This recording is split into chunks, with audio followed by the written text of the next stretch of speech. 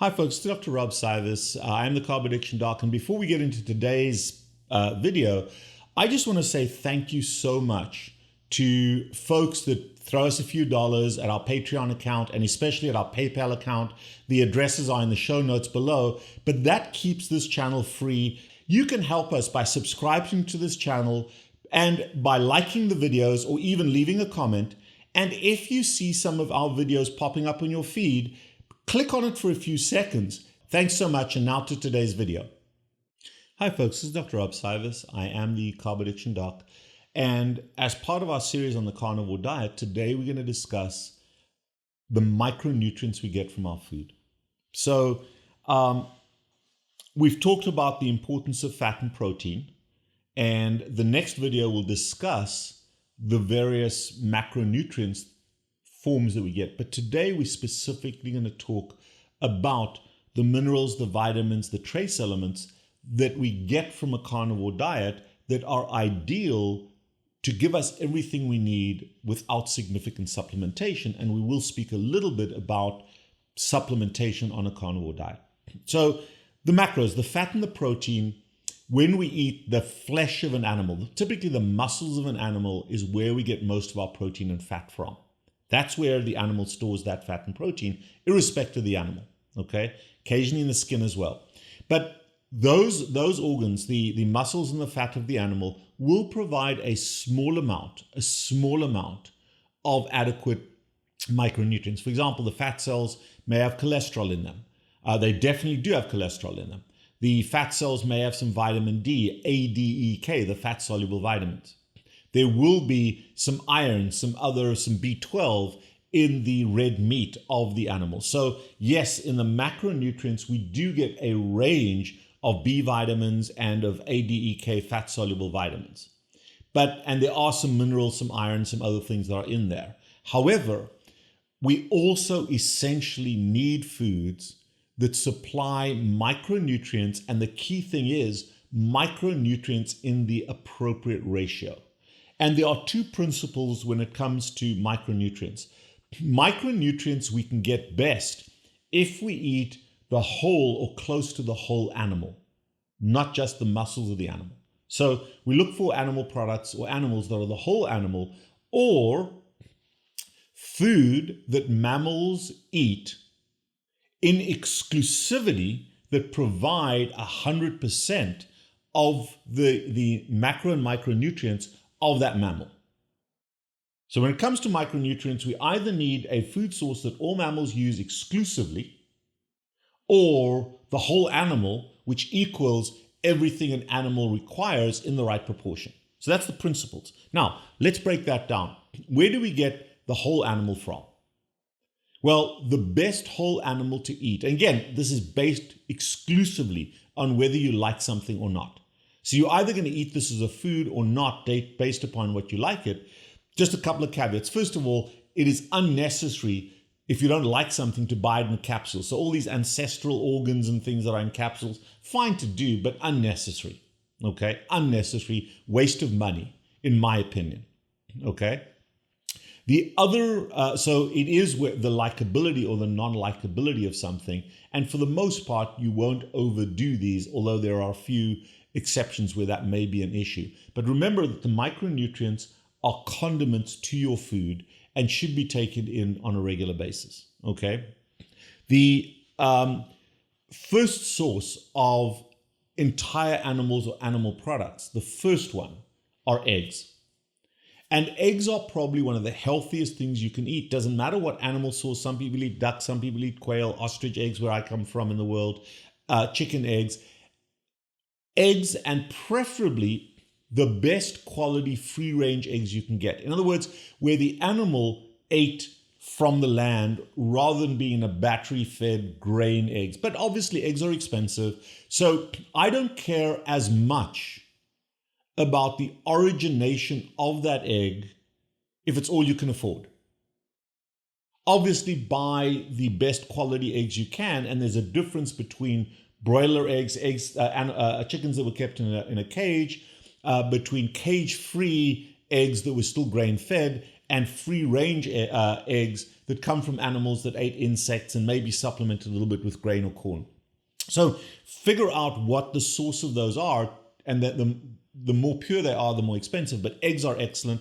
Eggs are devoid in vitamin C. Eggs are devoid in calcium. Unless you do what my friend Ken Berry talks about, is take the shell, heat it up in an oven, grind it up into a fine powder. You can sprinkle that in the food. It's a great source of calcium, but it's a lot of work for a lot of people. But that is absolutely fine. And if you're dairy allergic, I would advocate for crushing and refining your eggs and sprinkling it on your food.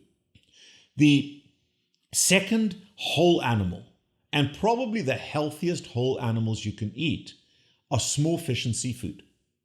So we're talking about sardines, mackerel, herring, anchovies, where you're eating the whole fish, maybe minus the head or the guts, but you're eating most of the whole animal, whole fish, or shellfish, where you're eating most of the whole animal. So your oysters, your clams, your mussels, where you're eating the whole animal. Shrimp does count, but shrimp is missing a large part of the micronutrient value of the animal.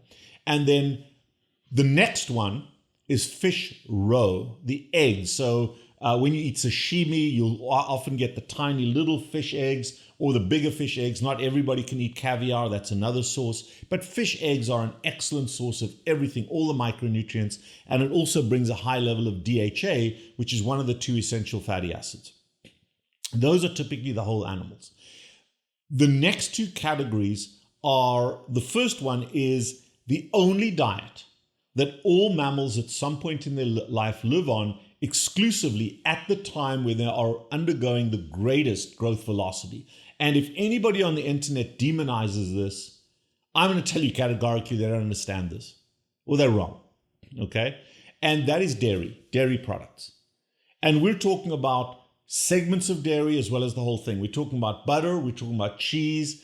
In the non-American environment, we're talking about yogurt. And the reason yogurt is not good in America is because it's very rarely the type of yogurt we get elsewhere. In South Africa, we can get double cream yogurt made from real milk as it came out of the cow, and it's got a lot of fat in it. In this country, in the US, we take the fat out, we add sugar. So the reason I don't like yogurt in America is because of the quality of the yogurt. But if you make it yourself from raw milk or from whole milk, or full cream milk, that's okay, but understand the source. But yogurt, kefir is another wonderful source of dairy product. Whole milk or raw milk or full cream milk, depending on where you live. Sour cream, all of the dairy products, ghee, are ideal, but they are situational. So if you're underweight trying to gain weight, if you are insulin suppressed, consuming milk is ideal because it does include all the micronutrients plus calcium plus glucose and galactose, which are forms of sugar that trigger insulin. For those people that have been carnivore for a long time, where their insulin levels are too low and their glucagon levels are very high, they don't want to come off their carnivore diet, drinking milk is ideal, but it will get you to gain a few pounds, okay? On the flip side, if you're diabetic or you're insulin resistant and you're trying to get better, the cheese is fine, the butter is fine, but stay away from liquid dairy.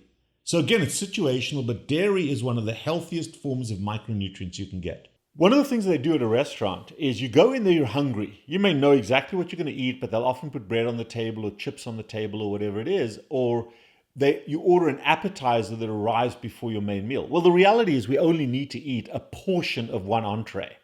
Ideally share it. However, you're hungry.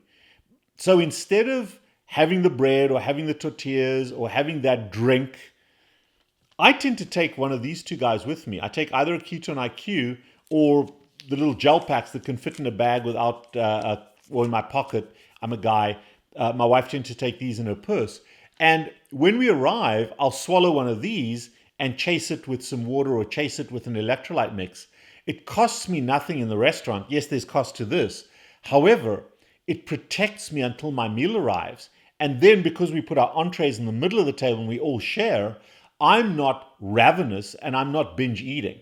So this is a very, very useful hack for those of you like me that are binge eaters, just to temper that and give you an early sense of satiety after you've eaten very little. Plus, you save a hell of a lot of money if you're ordering one entree for the table instead of every person ordering an entree.